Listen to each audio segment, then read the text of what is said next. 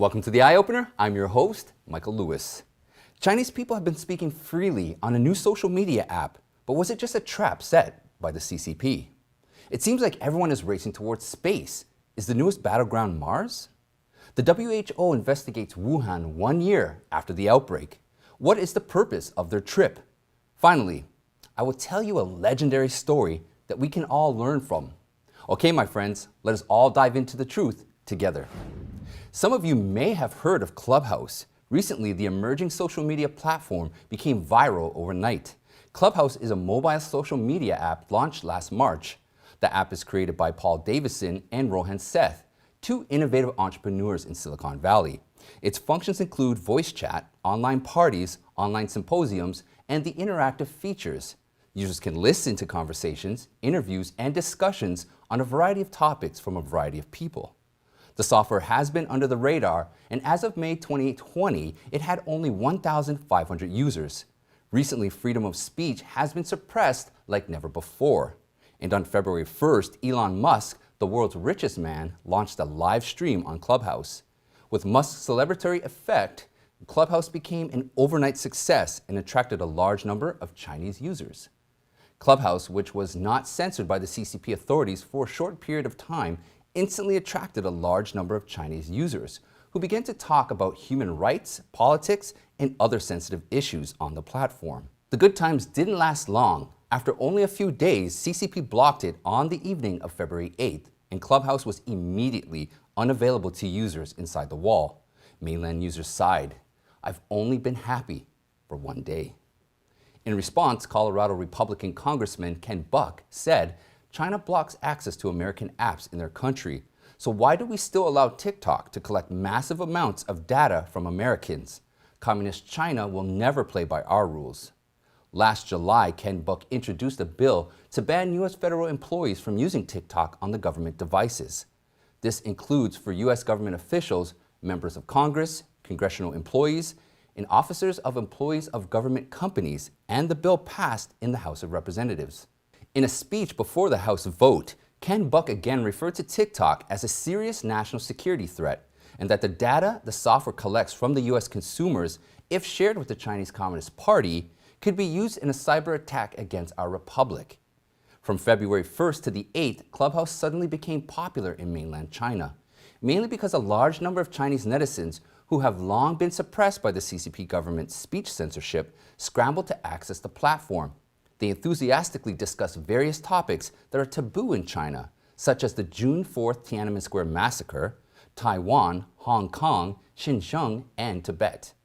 According to Radio Free Asia, in a chat room called "There Are Concentration Camps in Xinjiang," users from different countries and regions, including mainland China, shared their experiences and insights about the re-education camps in Xinjiang, as well as local ethnic minorities in Xinjiang who expressed their concerns about the situation. Journalists from the radio station and the Voice of America, as well as other international media, also participated.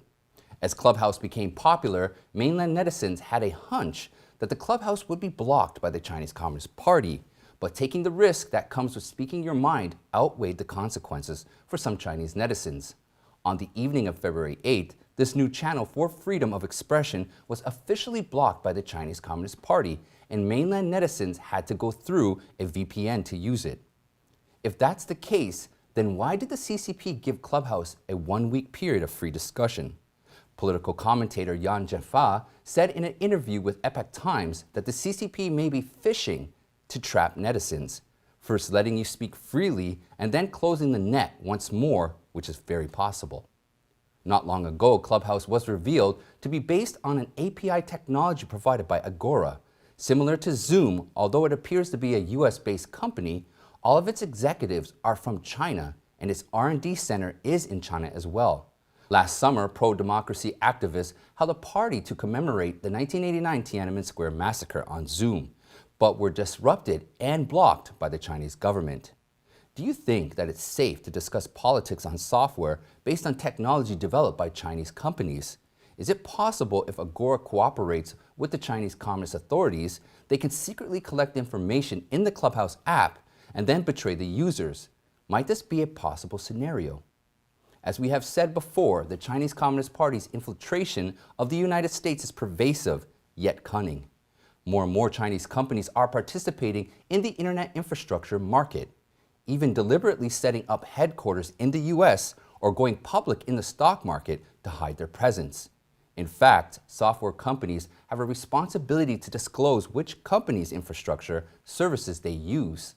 This is for the internet users' online security and privacy. Agora, the company behind Clubhouse, could be a big warning sign. It seems the planet Mars has become another hotspot where countries around the world are competing for influence. On February 9th, the UAE's Hope probe entered Mars orbit. On February 10th, China's Mars Explorer Tianwen-1 entered Mars orbit for the first time. It made the Chinese Space Agency the sixth in the world to do so. This Tianwen-1 will collect information while in orbit and eventually release a rover to the surface. Next week, NASA's Perseverance rover will also land on the surface of Mars. Sounds like a battle for exploring Mars has begun. The Trump administration was very focused on building U.S. space power. Trump created the Space Force during his presidency and directly pointed out the ambitions of opponents like the Chinese Communist Party to lead the world in this area. The CCP has never followed the rules, never kept its promises, and has a very poor human rights record. How did the CCP get its space technology? Once it dominates space and the world, what will it bring to mankind is a real concern. Elon Musk has his own dream of Mars too. His company SpaceX already has planned to do so. Perhaps it may help the US government get ahead of its rivals in space. Meanwhile, Musk's electric car company Tesla is also making inroads in China, where it already has half of the electric car market. Tesla was recently interviewed by 5 Chinese Communist Party ministries for alleged consumer complaints about abnormal acceleration and battery fires in Tesla's cars. Musk has also recently expressed some pro-free speech views and launched the Starlink project that threatens the Chinese Communist Party's firewall. The new richest man in the world has naturally become a thorn in the side of the CCP. Initially, under the Trump administration, many of the Chinese Communist Party's foreign pressure tactics no longer worked. But after Biden took over the US government, the CCP has clearly become more rampant on all fronts. According to Politico, Biden is in no rush to engage China. Biden thinks he's playing a long game with Beijing, but critics point out that he is instead being played by Beijing. While Biden's China policy has raised concerns, his cabinet's relationship with the Chinese Communist Party has also continued to raise eyebrows. On February 8th, the National Pulse reported that Kurt Campbell, a member of Biden's National Security Council, President Biden's new Asia czar, has bounced around the Washington, D.C. think tank circuit for decades. He has a questionable relationship with the Hong Kong and Virginia Registered China Energy Fund Committee. Some of you may not be familiar with the CEFC, but the former vice chairman and secretary general of the CEFC is Patrick Ho, also known as the notorious spy chief of China. Patrick Ho was imprisoned in the United States for bribing foreign officials for the CCP. He was released on June 9, 2020, and deported back to Hong Kong. Biden's cabinet is made up of a number of key officials with similar pro-communist backgrounds. With the Biden family's own ties to the CCP being muddy, no one seems to have reason to believe that Biden would be tough on the CCP. Rhode Island Governor Gina Raimondo, Biden's nominee for Secretary of the Department of Commerce, has refused to commit to keeping Huawei Technologies on the Commerce Department entity list. Doing so would stop it from acquiring American technology. China's Huawei has received bipartisan scrutiny over security concerns. Beijing notably requires its companies to share their information with the CCP's intelligence sector. Washington has repeatedly stated that Huawei, founded in 1987 by a former People's Liberation Army engineer, is an extension of the regime. According to a press release from Senator Ted Cruz's office, Alejandros Mayorkas, the recently confirmed Secretary of Department of Homeland Security, allegedly abused his power to provide special government favors to benefit well-connected Democrats, which resulted in a high-level official at Huawei obtaining an EB-5 visa. Biden's administration is also carrying out a number of actions that are beneficial to the CCP. For one, it is rejoining the Paris Climate Accord, which will cost the U.S. a huge amount of money. China would be the biggest beneficiary because it is the largest emitter of CO2 emissions in the world. For two, the United States is also rejoining the World Health Organization.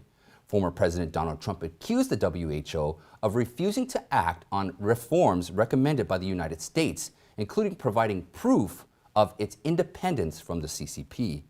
Ted Cruz called the Biden administration's policy strategy dangerous and rushed to embrace the CCP. It threatens to undo years of efforts to counter the CCP under the Trump administration. There is a growing concern about the next step between the U.S. and China.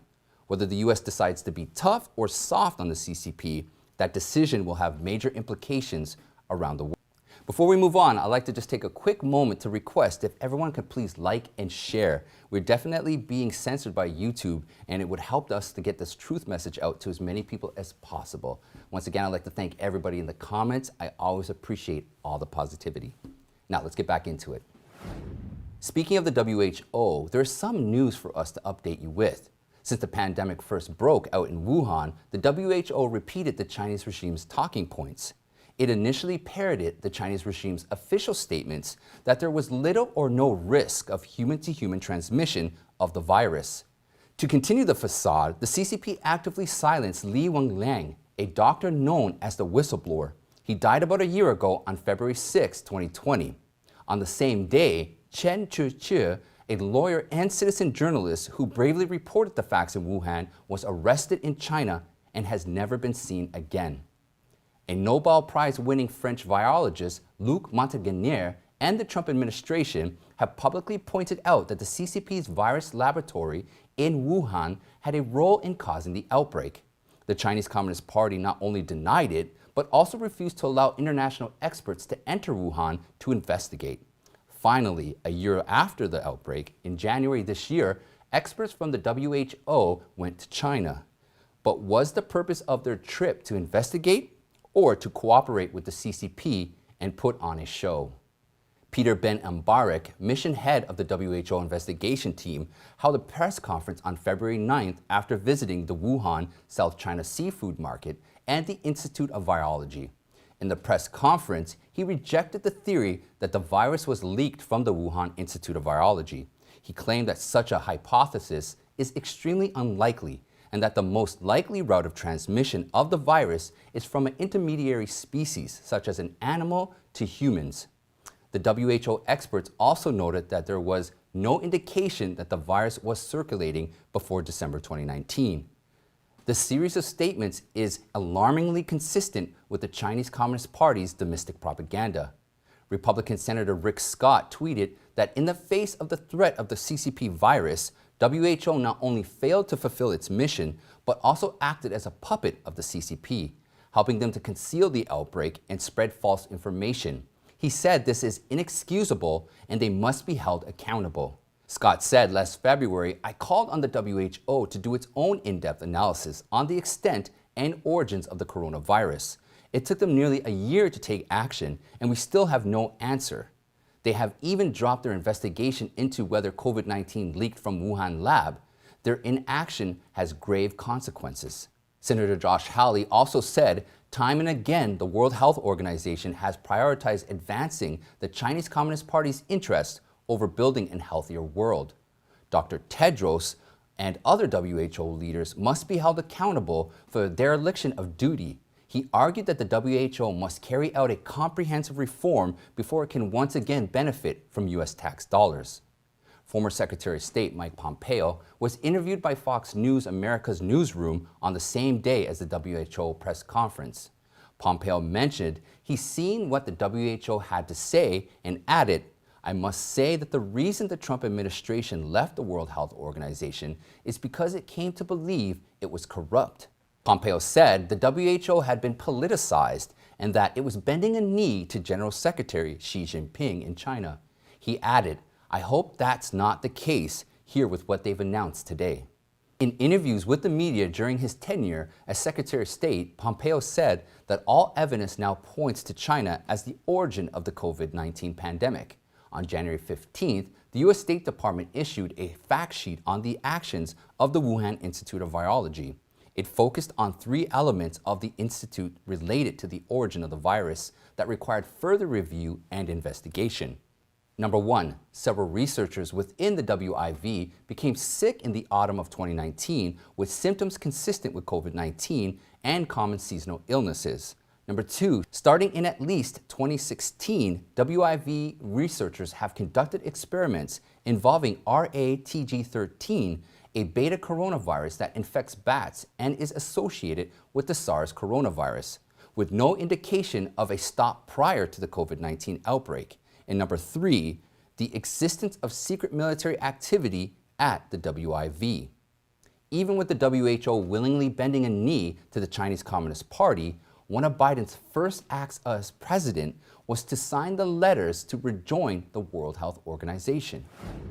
I don't know if you have noticed, Somali pirates who frequently appear in media coverage in the past few years seem to have completely disappeared in recent times. Is it because the Navy ships from various countries have eliminated the pirates? Well, let me tell you the legendary story as to how and why the Somali pirates disappeared. The coast of Somalia is one of the world's busiest shipping routes and the most dangerous seas because pirates are rampant. Getting supplies and ransom from merchant ships seemed to be the only reliable way for the extremely poor Somalis to get rich. Pirates show up in groups armed with AK-47s, rocket tubes, and other light weapons. They rob, kidnap, and extorted merchant ships, which seriously affected world trade. In order to deal with this group of sea thieves, the world's navies have been working hard. The United States, NATO, the European Union, Russia, Japan, and other countries had all sent warships to the sea to escort their merchant ships. However, it was difficult to solve the problem by using cannons to shoot mosquitoes. Pirates are not stupid. When they see large warships, they would hide far away. And when they see a single merchant ship, they would then attack. But Kiyoshi Kumaro, a 63-year-old owner of the famous Japanese sushi chain, Sushi Janmai, wiped out the Somali pirates with a brilliant plan. Okay, let me explain this brilliant plan to you.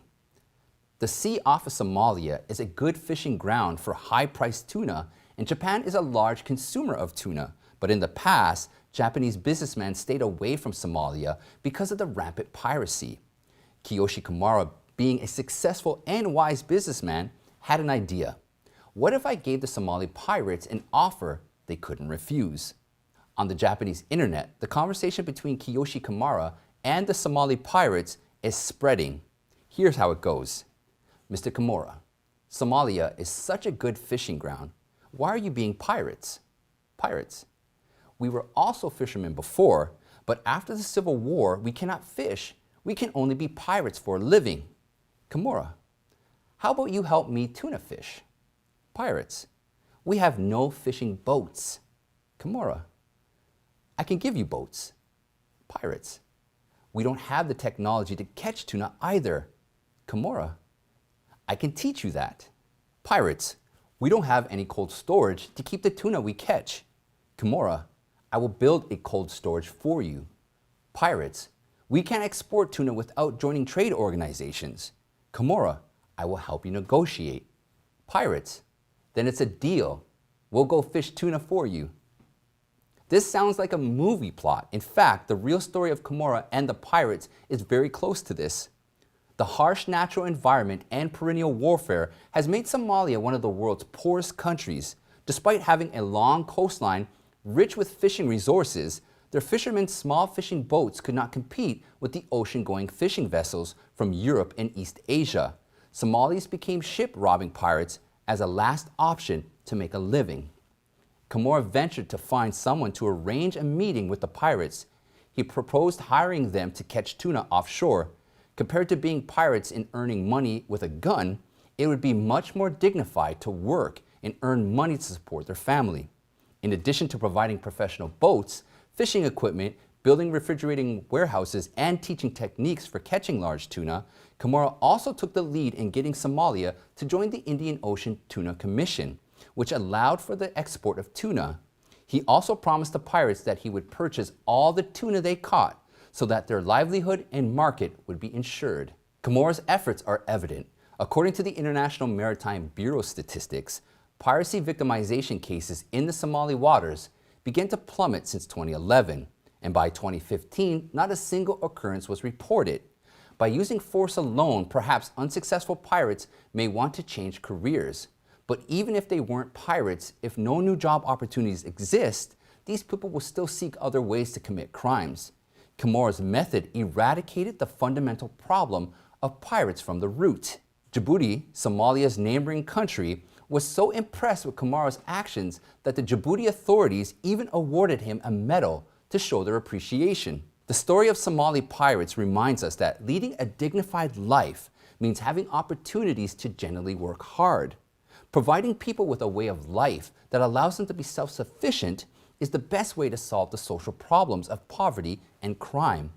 It's like the old adage saying, give a man a fish and you feed him for a day. Show him how to catch fish and you feed him for a lifetime.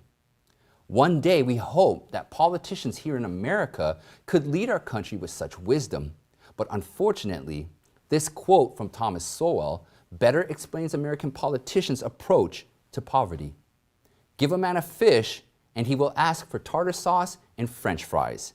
Moreover, some politician who wants his vote will declare all these things to be among his basic rights. Well, that's it for today, my friends. Please like and share, and if you haven't yet, please subscribe, and I will see you next time.